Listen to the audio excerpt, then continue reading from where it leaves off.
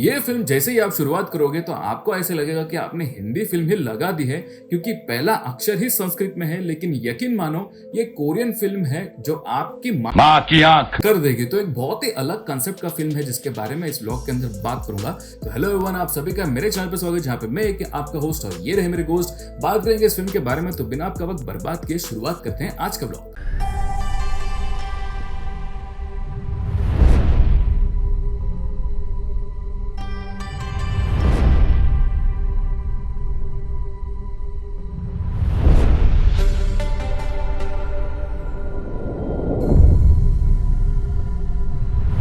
तो आज मैं बात करने वाला हूँ 2 जुलाई 2021 को नेटफ्लिक्स पे आया हुआ एक Korean film the eighth night, म्हणजे आठवीं रात। अभी कोरियन बोलने के बाद बहुत सारे लोग इस फिल्म को देखने के लिए रेडी बिल्कुल नहीं होंगे, बट ऑब्वियस है क्योंकि लैंग्वेज बैरियर है इसके वजह से। लेकिन ये भारतीयों के लिए हिंदी में फिल्म बिल्कुल उपलब्ध है, मगर परंतु जो कंटेंट है वो हिंदी में होकर भी कई सारे लोगों के दिमाग के ऊपर से जाएगी। कहानी है तो पौराणिक, लेकिन वर्तमान में उसका अस्तित्व लोगों के लिए होगा घातक। कहानी शुरुआत होती है 2500 साल पुरानी, जब धरती पे एक शैतान ने मानवता को तकलीफ देने के लिए नरक का द्वार खोल रहा था। गौतम बुद्ध ने इसकी ये हरकत देखकर, जिसमें इस शैतान की सबसे ज्यादा ताकत थी, वो ही निकाल दी। उसकी एक काली आंख और लाल आंख, और उनकी कर दी माँ की आंख। दोनों आंखों ने भागने की तो कोशिश जरूर की, लेकिन काली आंख को तुरंत उन्होंने शरीर डब्बे में बंद कर दी। लेकिन लाल आंख भाग गई। 7 दिन अलग अलग शरीर में प्रवेश करके वो भाग निकली, और उस आंख को लगा कि अभी बुद्धा मुझे पकड़ नहीं पाएगा। लेकिन उसे नहीं पता था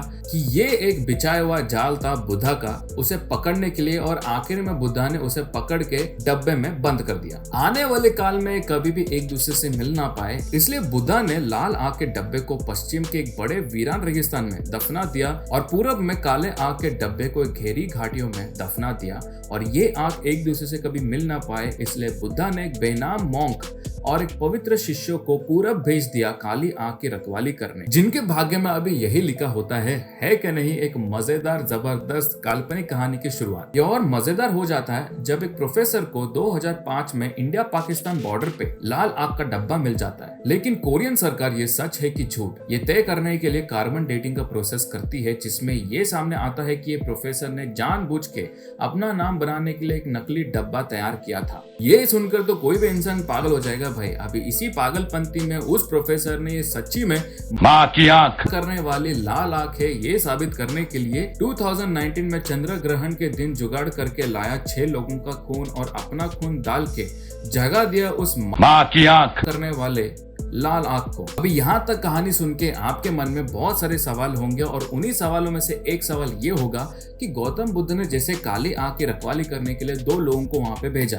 तो ऐसे लाल आंख की रखवाली करने के लिए क्यों नहीं भेजा? क्योंकि उन दोनों आंखों में लाल आंख ही सबसे ज्यादा कुख्यात होता है, और वो बस मौके की तलाश में होता है कब कोई आए और मुझे जगाए। लेकिन क्योंकि अभी वो जाग चुका है, तो अभी बस उसे वो 7 दिन अपने 7 पत्थर इंसानी शरीर के अंदर से प्रवेश करके उस 8वीं रात को एक पवित्र शरीर के द्वारा अपने उस काली आंख से मिलकर उसे इस पृथ्वी में हाहाकार मचाना है। और अभी इस सफर का आगमन भी हो चुका है। अभी क्या वो आंख एक दूसरे से मिल पाएंगे? इसके बीच किन किन लोगों की जाने जाएंगी? कौन कौन मारा जाएगा? इसे कैसा रोका जा सकता है? क्या इस सदी के लोग इस पौराणिक कथा में मानेंगे और उसके ऊपर विश्वास रखेंगे? ये बंदा कौन है जो हाथ में कुछ बांध के कुल्हाड़ी लेके किसके पीछे लगा है? वो पवित्र शिष्य कौन है जिसके माध्यम से लाल आंख अपने काली आंख से मिल पाएगा? कहीं ये लड़की तो नहीं? और अगर वो मिल गए तो क्या नरक का द्वार खोल के सभी मानवता को खत्म कर देंगे? ये सब कुछ आपको इस फिल्म के अंदर देखने मिलेगा। इस फिल्म की कहानी सुनने में जितनी मजेदार लगती है, यकीन मानो देखने में भी उतना ही मजा आएगा।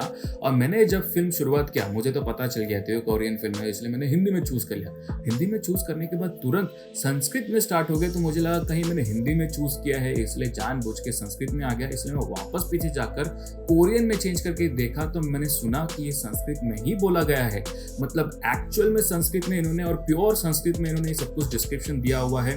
कहीं सारे जगह पे तो ये सारे मंक्स जब मंत्र बोल रहे हो संस्कृत में बोल रहे हैं, कुछ कुछ चीजों में आपको तो ओम नजर आएगा, और ओम का जाप करते हुए भी लोग दिखेंगे। इसका मतलब इसके ओरिजिनलिटी पे, मतलब इसका जो ओरिजिनल स्टोरी है उसके ऊपर बहुत डिटेलिंग में काम किया गया है, और वैसा ही दर्शाया गया है। और ऊपर से कोरियन लोगों को संस्कृत में रास है, ये देखकर भी हम लोगों को हिंदुस्तानी लोगों को अच्छा लगता है। फिल्म का कहानी और कंसेप्ट जितना स्ट्रॉन्ग है उतना ही स्क्रीन पे वो पूरी तरह से अच्छे से दर्शा नहीं पाए, लेकिन कोशिश बहुत ही अच्छी है और इस कंसेप्ट पे अगर फ्रेंचाइजी बनाना हो तो आने वाले समय में और अच्छे से बनाया जा सकता है। लेकिन यकीन मानो ये फिल्म इतनी भी बुरी नहीं है। जितने भी एक्टर्स इस फिल्म के अंदर लिए गए हैं उनके कैरेक्टर्स ने इस फिल्म के अंदर बहुत ही जबरदस्त और अच्छा काम किया गया है। सभी लोगों ने बहुत ही अच्छा जस्टिफाई किया है इस फिल्म के अंदर और मैं कहूँगा कास्टिंग भी बहुत अच्छे से सोच समझ के इस फिल्म के लिए किया गया है। मतलब वो उस हिसाब से बराबर कैरेक्टर के अंदर बैठते हैं। जिस हिसाब से इसका अंत तक मिस्ट्री बनाए रखा है और पूरा फिल्म एक रहस्यमय सफर से गुजरती है, ये राइटर्स लोगों ने और डायरेक्टर ने बखूबी से निभाया है। ये फिल्म ठीक कोई भी मिस्ट्री या इस दुनिया की सच्चाई जैसा ही है। जो दिखता है वो होता नहीं और जो होता है वो दिखता नहीं, और जो आपको दिखाया जाता है आप बस उसी के ऊपर भरोसा रखते हो, और जो नहीं दिखता उसे तो आप बस एक मिथ्या, छलावा या फिर अंधविश्वास मानते हो। पर आपके ना मानने से जो वास्तविकता में है उसे छिपाया तो नहीं जा सकता ना। दिन है तो रात भी है, रात होगा तो दिन भी होगा। इस पूरे ब्रह्मांड में अंत तक शायद एक ही गोला रहेगा, जो नहीं रहेगा वो रहेंगे आप और हम, ठीक मेरे जैसे। इसका आवाज अगर सुना तो ये है, अगर नहीं सुना तो ये नहीं है। दिखाई दिया तो इंसान है, नहीं दिखाई दिया तो आत्मा है। तेरे जैसे से कितने रे? गिन तो वो नहीं सकता, लेकिन अभी फिलहाल इस कमरे में 4 हैं। अगर आप मुझसे ये पूछोगे कि क्या मैं इन सब चीजों में मानता हूँ, तो मेरा आपसे सिर्फ एक ही सवाल होगा, न मानने जैसा क्या है? अभी ये सब कहने के पीछे सिर्फ एक ही चीज था कि इस फिल्म के अंदर एक शिष्य अपने गुरु से ये पूछता है कि उन्हें मारा क्यों नहीं जा सकता, तो उसके जवाब में गुरु उसे कहता है कि वो यहाँ पे होकर भी यहाँ पे नहीं होते। रेटिंग की बात करें तो एक इंडिपेंडेंट नेटफ्लिक्स प्रोडक्शन है, तो इसे रेट किया है TV 14।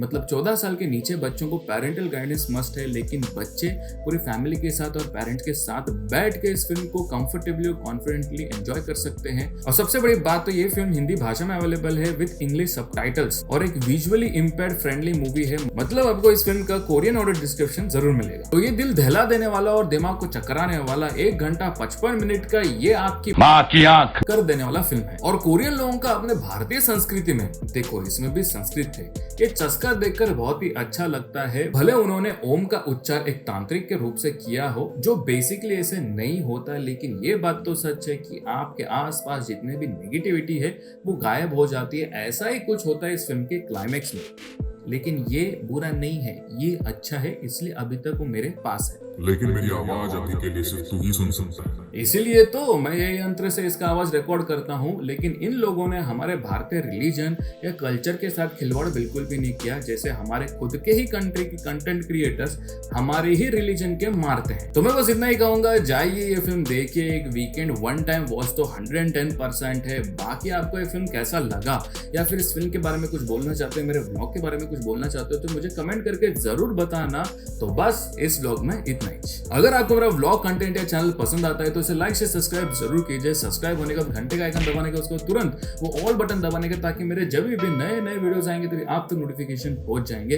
और अगर आप वीडियोस देखने वालों में से नहीं हो तो मेरा प्रोजेक्ट नो वन पॉडकास्ट को भी जाकर सुन सकते हो, वहां पर भी मैं फिल्म के रिव्यूज डालते रहता हूँ। और अगर आप मेरे चैनल पे नए हो या मेरे दूसरे कंटेंट भी देखना चाहते हो तो ऊपर आई बटन पे या फिर एंड स्क्रीन पे लिंक्स आ रहे होंगे, आप वहां पे भी क्लिक करके देख सकते हो। आपसे फिर मुलाकात होगी मेरे दूसरे ब्लॉग पे। टिल देन टेंशन लेने का नहीं, माँ बाप को परेशान करने का नहीं, बाज वाले को बेवजह छेड़ने का नहीं। बाय।